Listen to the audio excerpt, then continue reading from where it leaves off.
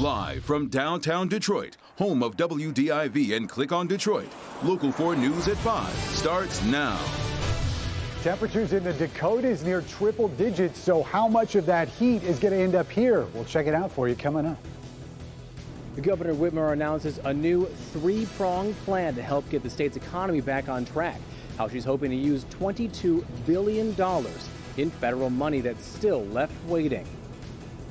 All right, Grant, also the feds say it's a violent gang network that runs like a corporation, and their business is guns and drugs. 40 people charged following a string of raids aimed at taking out the group known as the Vice Lords. In all, 13 search warrants were executed, bringing a 3-year investigation to a head. According to a 172-page indictment, the Vice Lords ran an elaborate network trafficking and selling guns and drugs from Detroit to Chicago and all across the country. Let's bring in Victor Williams following these sweeping charges today. I know they wanted to get all 40 in custody. I don't think that's happened quite yet, right, Victor?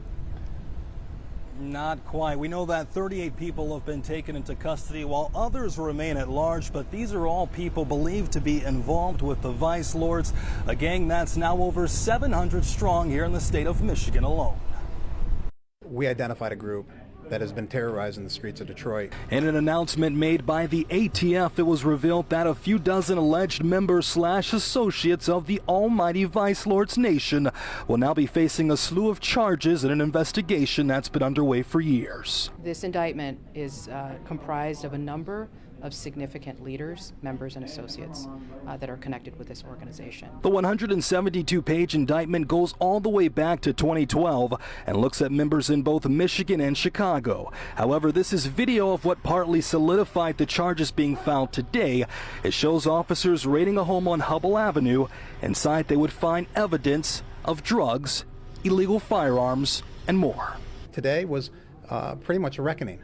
And the reckoning is one, the city of Detroit has had enough, and two, the federal government has had enough. The person who lives at the home is believed to be in charge of the Michigan Vice Lords, Kevin Fordham, also known as Spaghetti. Bottom line, they're off the streets of Detroit. So, maybe tonight Detroit could be just a little bit safer. Fordham, along with several other high-ranking soldiers in the street army, are also looking at racketeering conspiracy charges, plus other accusations of extortion, stabbings, and even murder. If they have got to kill somebody, they will.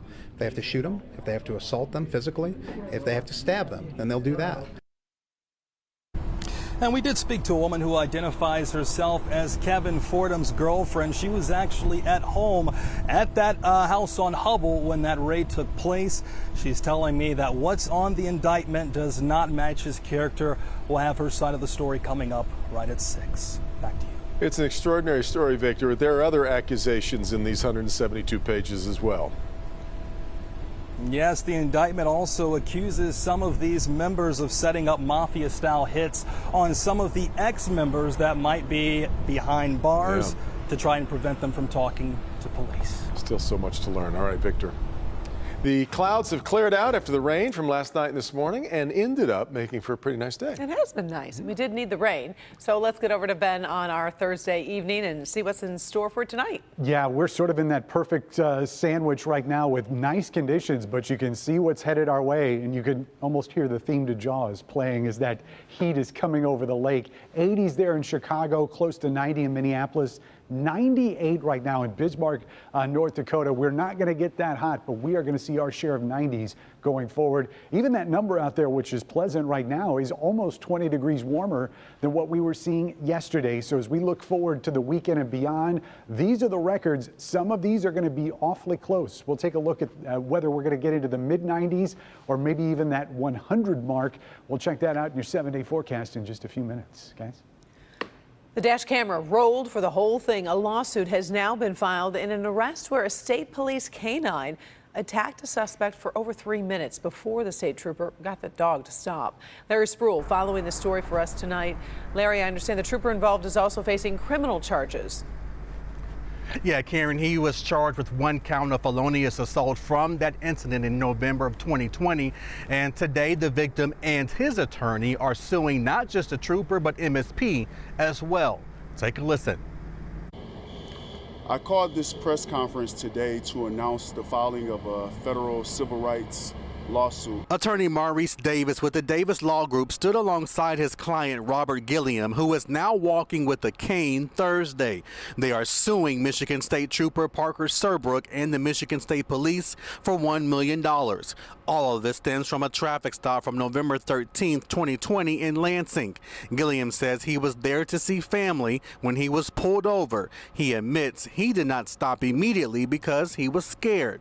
Gilliam ended up crashing the car where he sustained a broken hip, but he says when he got out the car, Trooper Serbrook ordered his dog to attack him. I'm asking a police officer to please keep the dog off of me, get him off of me, and he's telling the dog, stay on him, good boy. Gilliam said the dog kept biting him repeatedly for almost 4 minutes. When I told him that he's biting me in my head, he says, I don't care. Now Gilliam says these scars are a constant reminder of that dreadful night. I have body scars, I have wounds that I will live for the rest of my life with. Michigan State Police sent me this statement about the incident and says in part, Serbrook's actions during this incident, which were captured on his patrol vehicle's in-car camera, were not in keeping with the standards of professional conduct expected by members of the MSP, nor do the totality of his actions fully align with training and policy for canine handlers. And that trooper is on unpaid suspension. He is due in court tomorrow morning at 9 a.m. for a prelim exam. We are live in downtown Detroit tonight. Larry Spruill, Local 4. All right, thank you, Larry. State reporting 510 new cases of COVID-19 over the past 24 hours. That is 100 more than yesterday's tally. State also reporting 57 new deaths, all of them coming from a vital records review. With the vaccine, 11 million doses have been sent here to Michigan, with 8.3 million shots actually going into arms. And 59.1% of Michigan adults have received at least one vaccine dose. We continue to hear about new incentives to try to get people vaccinated. This one might appeal to Tigers fans. Yeah, the Detroit Tigers, McLaren Health, and Meijer holding a vaccine pop-up clinic at the Fox Theater. That's going to go on next week. So if you get a dose of the Pfizer or Johnson & Johnson vaccine, you will be given a voucher, good for 2 tickets to a Tigers game. The clinics are being held during home games against the Seattle Mariners and Chicago White Sox. Details on how to sign up, head to clickondetroit.com. As Michigan continues to reopen, Governor Whitmer is rolling out her plan to use all of that federal COVID relief funding. She is calling it the Michigan Economic Jumpstart Plan. It involves billions of dollars. We bring in Grant Herms, who's following this announcement. A heavy focus here on small businesses, Grant.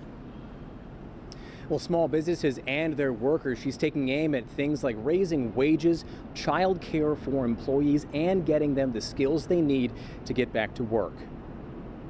There's reason to feel hope. Today, Governor Whitmer announcing a new plan she hopes will jumpstart Michigan's economy. The 3-part plan targets key issues keeping workers out of the job market. First, it directs $300 million to help businesses pay employees $15 an hour and $120 million for the state's My Reconnect plan for workers looking to go back to school or retrain. Second, it sets aside another $225 million to help small to very small businesses cover costs and another $75 million for startups. Finally, the plan will allocate $370 million to help 150,000 families with free or low-cost childcare. We've had billions of dollars that were sent to our state over 6 months ago that they still haven't completely appropriated. According to the state's budget office, there's still $22 billion federal dollars that still need to be divvied up to the state after months of log-jam talks in Lansing, which has only recently begun to break. I'm feeling optimistic about our future. There's no question.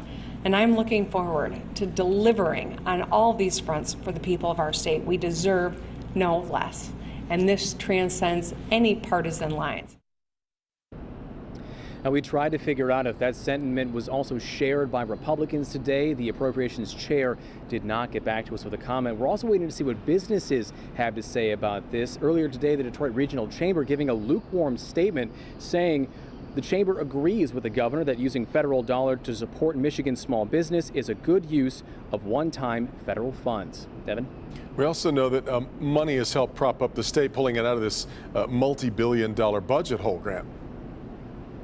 Well, that's right. The projection here is that we went from a $3 billion budget hole to a $3.5 billion surplus. Also, some of this money still has to be divvied out. We've got about $2 billion from the Trump administration that still needs to get out. $4 billion is already good to go, and $6.5 billion still needs to be negotiated. So a lot of money is still on the table here. Sure is. All right, Grant. Well, much more to come here at 5. Here's Sean Lane. A national month of action being called to get people protected against COVID-19. Detroit taking the vaccine on the road. We'll be with the mobile vaccine unit and show you the massive challenge Detroit has in front of them. 2, 1, go. He wasn't expected to live, but he's battled back step by step. Yeah, it's amazing to see how far he's come. The baseball bat attack inside his home on his family grabbed national headlines, but so much has happened since then. We'll take you along his journey from doctor's visits to making his mark on social media and how brotherly love is helping in his rehab. But first, bricks falling 100 feet to the ground below. We're back to check on the Detroit building that has residents and the city worried large portions could soon just collapse.